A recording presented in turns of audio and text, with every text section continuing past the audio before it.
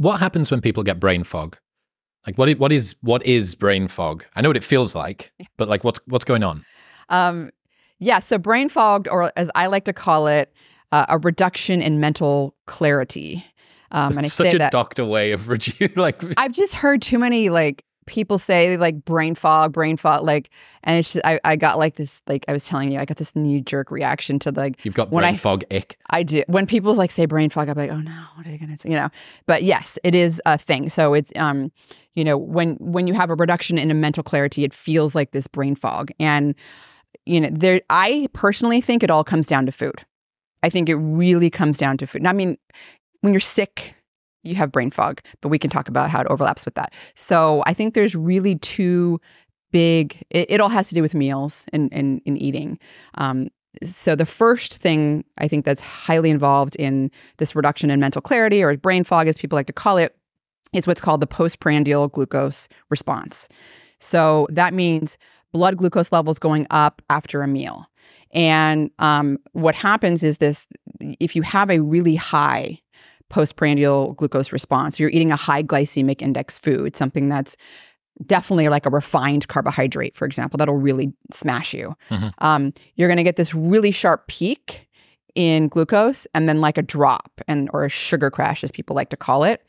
And so it's really hard for your brain to be functioning properly with that postprandial glucose response. And that's partly why you'll hear a lot of anecdotes, and myself included, people that have tried a ketogenic diet, or I used to always like to do podcasts in a fasted state, because you're not getting that postprandial glucose response is one thing.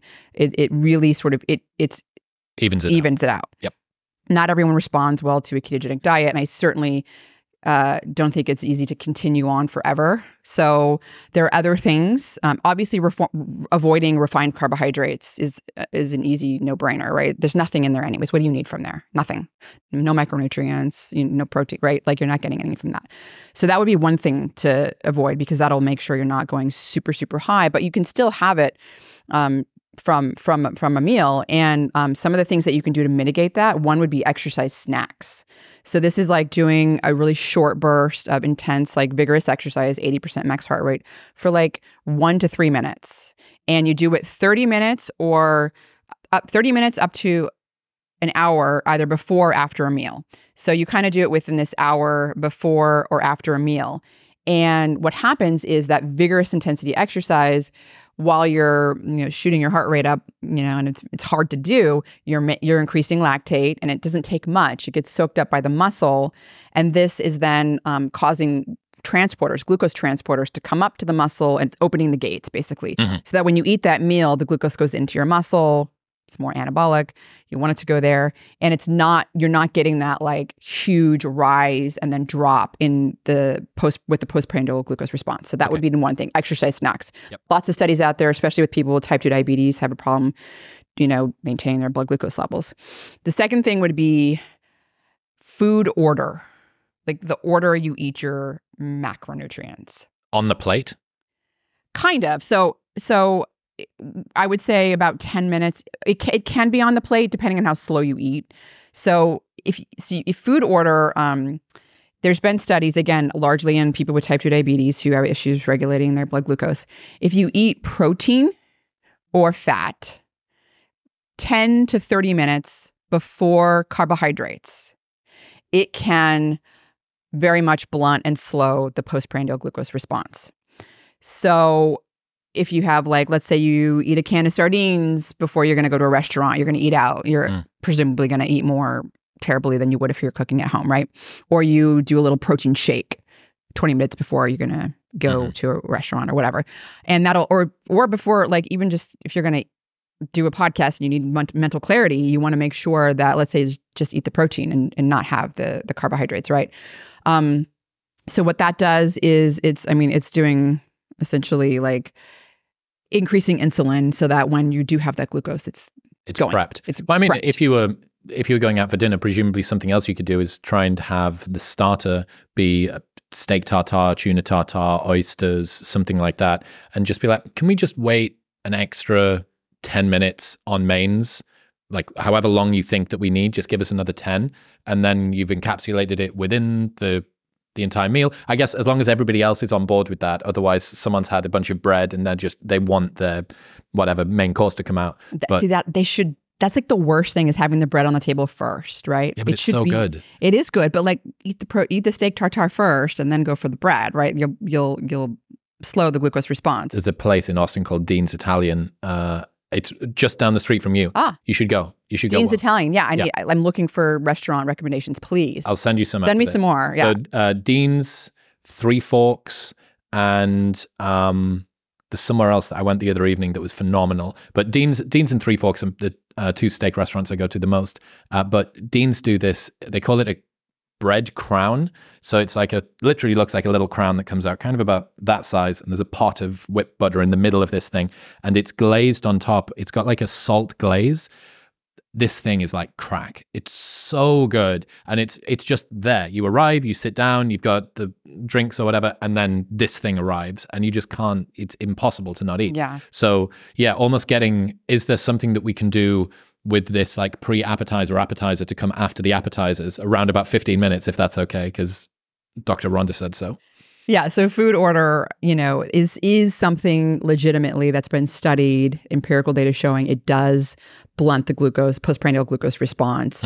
And so that is another thing that can really, I think, affect mental clarity or brain fog. So just like I said, like the protein or fat, like an avocado. Sometimes I'll have an avocado. And that kind of just delays the emptying of your stomach into your intestines, and it kind of slows it even keel rather than real high spike and then lower. Presumably as well, prioritizing the foods during an eating window, even if you do the protein shake at home and then go out for dinner afterward, prioritizing that and skewing that toward protein is just going to cause you to eat less of the carbs. If there is dessert at the end, you're going to think, look, I'm like not as bothered because I've just put more in me that's been skewed and discriminated in the direction of what you should be prioritizing anyway. Absolutely. So you get more, satiety plays a role. I mean, like you're eating something before, like protein, you're just not going to eat as much. You're not going to eat as much. But that kind of leads into the second, that's not the only part of the meal or food or eating that I think plays a role in this reduction in mental clarity and brain fog. The other thing is the postprandial inflammatory response. So eating a meal causes inflammation. It happens in every meal. There's no avoiding it. Like to some degree it happens. But you can minimize like how much of an inflammatory response you're having. So people eating a very high sugar and high fat meal, those are the two real big movers of it. But even if you're just doing a ton of fat without like fiber or protein, fat is harsh on the gut. And so what ends up happening is your gut epithelial cells, there's like things holding them together, tight junctions, they open up and they let little pieces of bacteria. So our microbiome, I mean, we got trillions. Is this leaky gut? Is exactly what it is. It's intestinal permeability, and it allows pieces of bacteria to get into your for every like bro science term I've got, you've got the specific term that comes out of medicine. Is it brain fog? It's a reduction in mental clarity.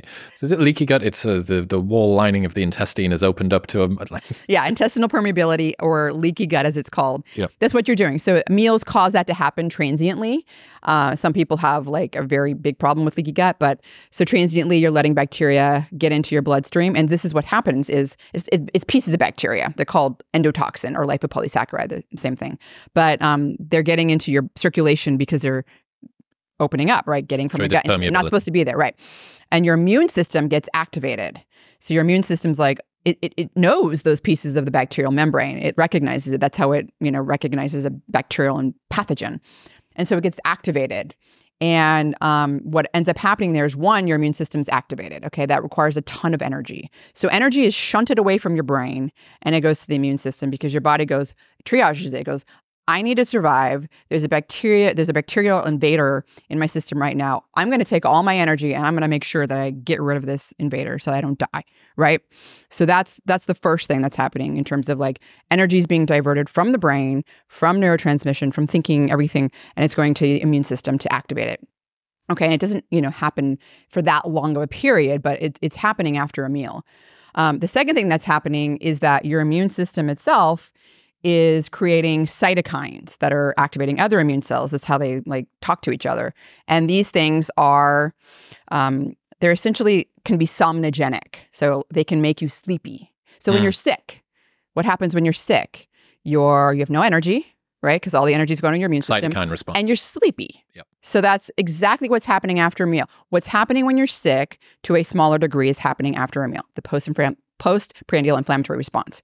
And then the other thing that's happening is those cytokines also are crossing into your brain and disrupting neurotransmission, disrupting connections. Like we now know that the blood-brain barrier does not keep immune molecules out. They get in there and they're wreaking havoc. So it's another reason why you don't want to have, a lot of inflammation.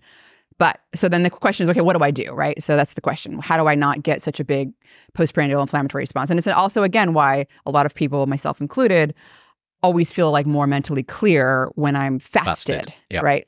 But I'm like, I don't want to lose the protein. I mean, the muscle mass, so I need to get some food. But the question is, what do you do? One, obviously avoid the sugar, high fat. Okay, that's clear. Two, smaller meals have less of a postprandial inflammatory response. So the bigger the meal, the bigger the response. Spike and then down. Yeah, but it's like now we're talking, you're getting both. You're getting the glucose and you're getting the inflammatory response. Yep. That's another thing. So actually like smaller meals does help that. So like if you need mental clarity and stuff, like don't have a big meal. And the other thing that actually makes an effect on that is, believe it or not, we're going full circle, omega-3. Omega-3 has been shown in clinical studies to blunt the postprandial inflammatory response. With the meal or at any point throughout the day? So that's why I take my omega-3s throughout the day with meals. And it's doing it to some degree both. To some degree both. There's something systemic, but there's also something acute. Exactly. There's something systemic, the inflammation process, but there's something acute in the gut that it's also playing a role in preventing the lipopolysaccharide from getting into circulation. Is this dose dependent? If I have 1 gram with each meal, you say 2 grams of triglycerides, responsibly sourced, blah, blah, blah, from a Norwegian guy that's doing it like this with fish. Can I have 1 gram with each meal? Would that be sufficient? I think the studies, and I can't remember, I think it was like they were lower dose, like 500 milligrams. I think it wasn't even that high. So I typically do the 1 gram with each meal. I think that's it's a nice way to remember to do it. But yeah, it's a nice way. And that's so I like to the reason I like to have omega-3s throughout the day is for one, that reason. Blunting the postprandial inflammatory response. 2, I want these like specialized resolving molecules that they produce, like when you're metabolizing them in my blood, constant. Yeah.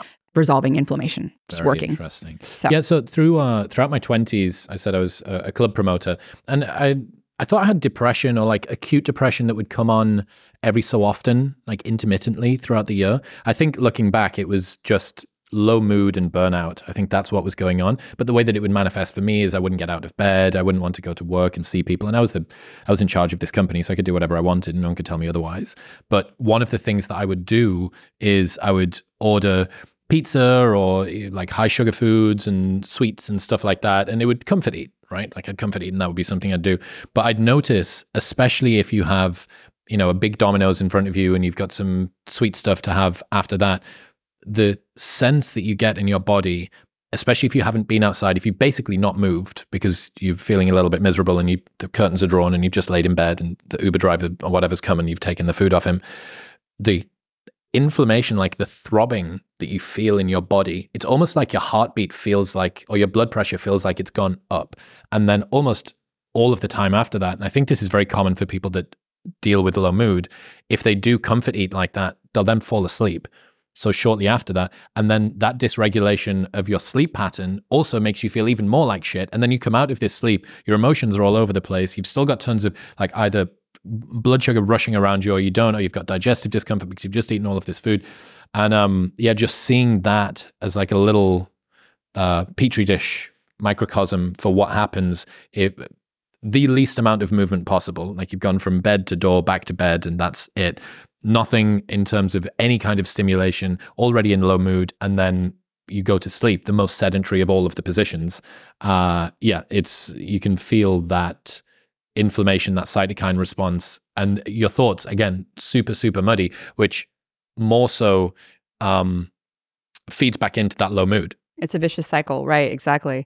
No, and you mentioned, it's funny how you mentioned people when you get sleepy after a meal, it's like that's the cytokines that are somnogenic. It's the post-inflammatory inflammatory response. And again, it happens with the bigger meal too. You'll notice like the bigger the meal, if you overeat, the sleepier you are, right? And so it's more of an inflammatory response. So now you can think about it as, oh, I'm not sleepy. It's, oh, I've got some inflammation going on after that meal. Interesting. In other news, this episode is brought to you by AG1. Nutrition doesn't have to be complicated. It just has to work. And that's why I've used AG1 every single day for over 3 years now. AG1 is literally the best in the world at providing you with a scientifically backed blend of ingredients that helps to fuel your body. You might have heard Tim Ferriss and Joe Rogan and Peter Attia and Andrew Huberman and myself talk about this product. And that's because it is the best daily foundational nutrition supplement on the planet. AG1 is a comprehensive nutrition solution formulated to support whole body health. It's got 75 high-quality vitamins, minerals, and whole food-sourced ingredients. Best of all, it's got a 90-day money-back guarantee, so you can buy it and try it every single day for 3 full months, and if you do not like it at the end of those 3 months, they will give you your money back. That's how confident they are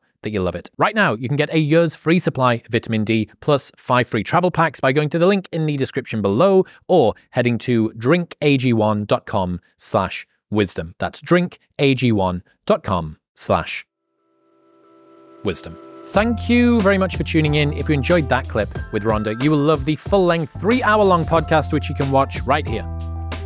Go on. Tap it.